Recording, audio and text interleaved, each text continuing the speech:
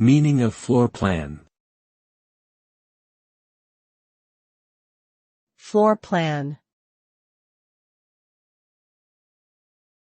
Floor plan. Floor plan. Floor plan.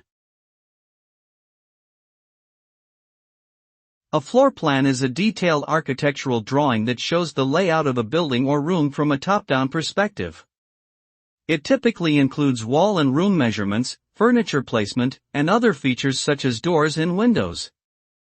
Floor plans are important for both residential and commercial properties as they help to plan the use of space and can aid in identifying potential design flaws or limitations.